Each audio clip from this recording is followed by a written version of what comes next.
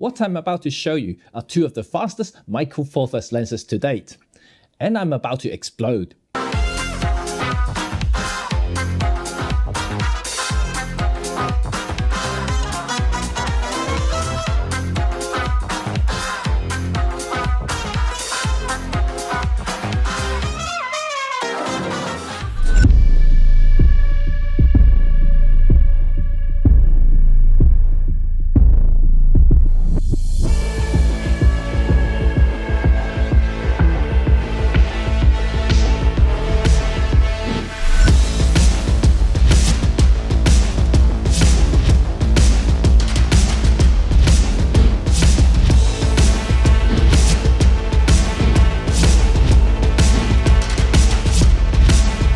Hi, I'm Jimmy Cheng, and today I want to show you a couple of monster lenses for your micro four thirds cameras.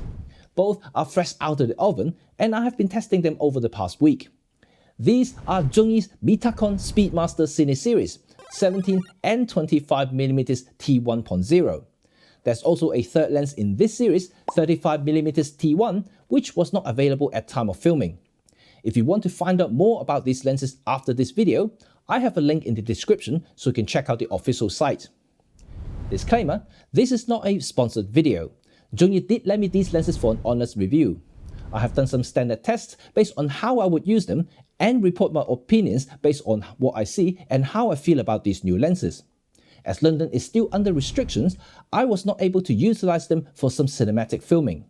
So I hope Zhongy will let me have them for a little longer so I can perhaps show you some interesting footage in the near future. Throughout this video, you'll see some sample footage and images to test their image quality. So remember to watch it until the end for the full review. I do, however, have chapters, and you'll find them in the description should you want to revisit and jump straight to the relevant section you want to rewatch. So without further ado, let's get started.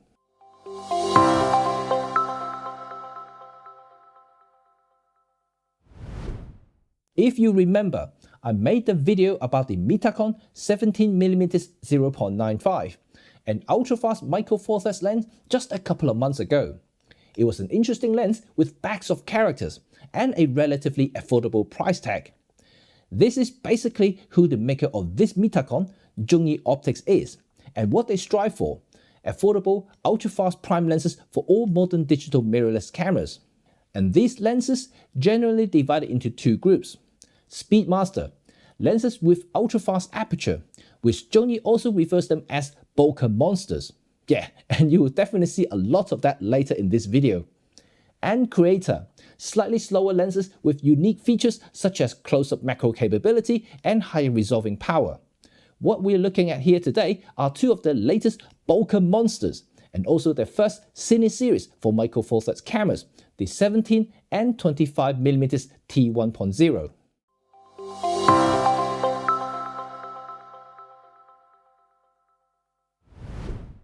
The large, full metal barrel construction is inspiring.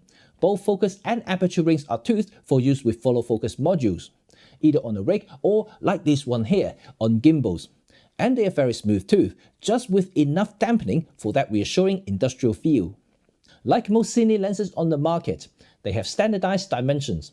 All three Mitakon Speedmaster Cine lenses have the same external dimensions. All 17, 25 and 35mm lenses are 104mm long with an external diameter of 80mm for use with matte boxes or other industry standard accessories. Filter thread is 77mm, and here I use the flexible H&Y system with ND filter for run and gun setup on my Gene Crane 2S.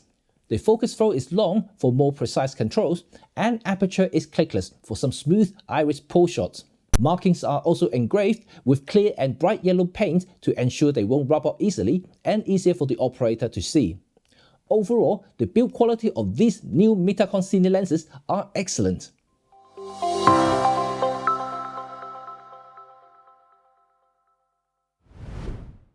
For Cine lenses, these Mitakon Speedmasters are pretty compact, 104mm long. All have slightly different weights though. 597 gram for the 17, 535 gram for the 25, and 615 gram for the 35. They are a bit heavier than the equivalent micro four thirds photography lenses, but still much lighter than other cine lenses on the market. So they work well with your Micro Four Thirds video camera setup, both on the rig or on the gimbal. I have no problem balancing them on both the professional Zhongy Crane 2S right here and my new travel gimbal Manfrotto MVG220. Because the difference in weight isn't significant, I swapped the lenses without rebalancing the gimbal. I just let the motors do the magic instead. Of course, this will cause the gimbal to use a little bit more battery, so I will only advise doing this if you're only planning to use them for a short period of time. Due to the physical size and weight, if you're planning to use these lenses for photos, it can be rather uncomfortable with a front bias weight distribution, and you may find yourself frustrated with the extra long focus throw, and those tooth focus and aperture rings may dig into your fingers and palm too. In summary, for filming, handling is great, just not so great for photography.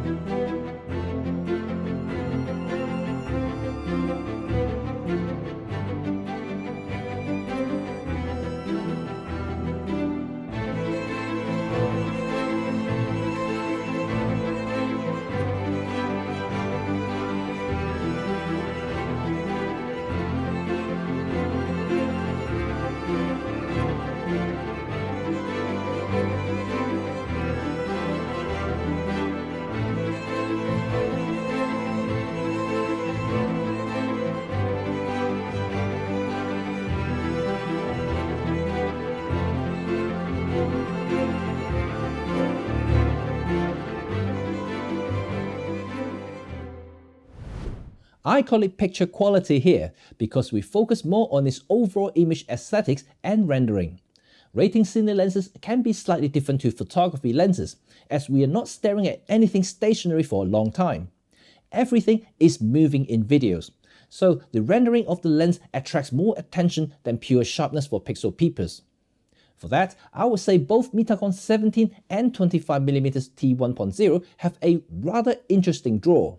At T1 to T1.4, the pictures resembles a lens that come from my granddad's era, with a touch of vintage flair. But when you stop down to T2 or smaller, you'll find yourself rather modern looking rendering lenses, with higher contrast and tighter details. Diffraction will ruin your shot, but that won't happen until T11. Of course, it's quite hard to show you in videos, so here I have some pictures so you can pause it and look at my professional brick wall comparisons. First, let's start with my favorite focal length, 17mm. Central sharpness is okay at T1, but if you want to resolve more details in the frame, it's better to stop down to T2. Optimal sharpness achieves at T5.6 and diffraction starts at T11. Corners shares a similar story, but if you want sharp corners, T4 may be worth remembering, and diffraction starts at the same T11 aperture. Now, let's have a look at its brother, 25mm T1.0. In many ways, they both share similar performance level. At T1, central sharpness is fair, but T2 is excellent and improving gradually to its peak at T8, before diffraction kicks in at T11. Corner sharpness is a little disappointing when compared to its brother. It's pretty soft from T1 all the way to T5.6. T8 sees the corner sharpens up a little bit, but slowly degrading after due to diffraction. If you look at these photos again, both 17 and 25 have a slight barrel distortion, but nothing I would say bad for video taking. Vignetting is also noticeable for both lenses between T1 and T2, but they both completely disappear by T2.8. I also noticed purple flares from both lenses when they face the sun directly, especially when shooting wide open at T1.0. This may also be the cause for a slight color shift at T1 for both lenses in the photos too. Stopping down to T2.8 helps improving things drastically. Chromatic aberration is also present, but not too bad unless you're shooting some extreme high contrast scenes. But remember what I said earlier, this is only for academic study only. It's much harder to notice these things in videos.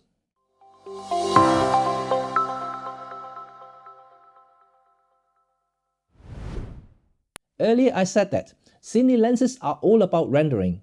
In this case, I'm happy to report both Mitakon 17 and 25mm have excellent and creamy bokeh. The chromatic aberration I mentioned earlier didn't affect the quality of the bokeh balls. As expected from ultra-fast lenses, these balls are round in the center and elliptical at corners. The good news is that stopping down won't change the ball shape much until T5.6. In summary, I think both Speedmaster 17 and 25mm T1 Cine lenses have enough to carry the name Bokeh Monster that Zhongy loves to refer them.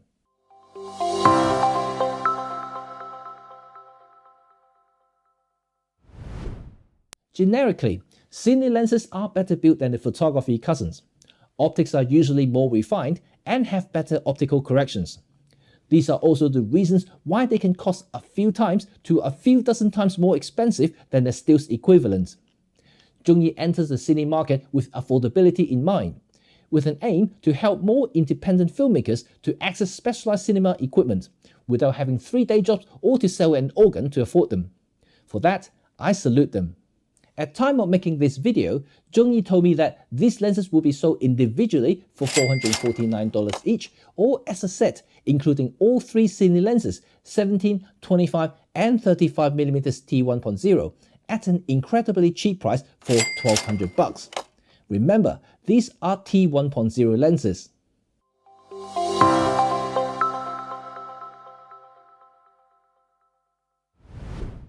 Now, you've seen the result from these 2 ultra-fast cine prime lenses from Zhongy. What do you think? Personally, I think they are very well executed, at least for their first attempt. Don't forget that we're looking at some of the cheapest cine prime lenses around. Major brands can easily add a few zeros at the end of what Zhongy charges these 1.0 lenses. For the price alone and reasonable performance, I would definitely recommend them for any budget filmmakers, small indie cinematographers, and even some experienced hybrid photographers to get their hands on these special Cine Prime lenses. But the question remains, would you choose a Cine lens over the excellent video-friendly Olympus Pro lenses? For that, I'm making a separate comparison video so you can make an educated decision on which is more suitable for your needs. So be sure to put on the bell notification so you won't miss this video in the future. In the end, I rarely hear any photographers or filmmakers to say that they have too many lenses. It is because each has its own unique characters and niche. It's down to the artist him or herself to decide which tool to use for specific task. Zhongy just gives us a few excellent and affordable choices for filming. On that note, this is the end of the video. Remember to leave some comments below and let me know your thoughts about these Cine lenses. You know what to do now. Thumb if you enjoyed this review and sub if you want to support this channel and me. Peace!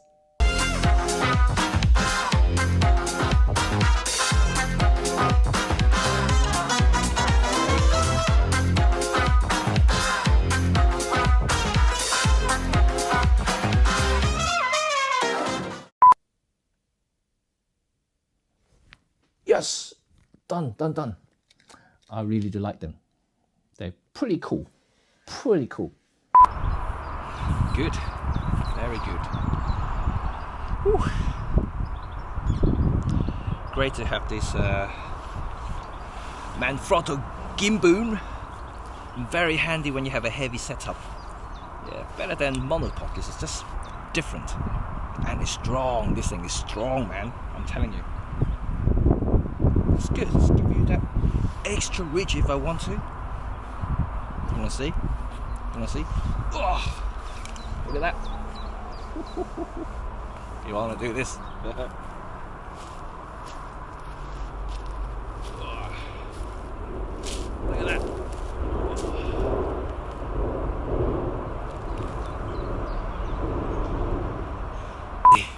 Crazy, man. Even with that, still heavy. Even though it's Micro Four Third, it's still heavy. Cine lenses, Crane 2S, massive setup. I haven't even got my external recorder. I haven't got any external monitor. Still, man, I need to train up my muscles. Gosh, heavy.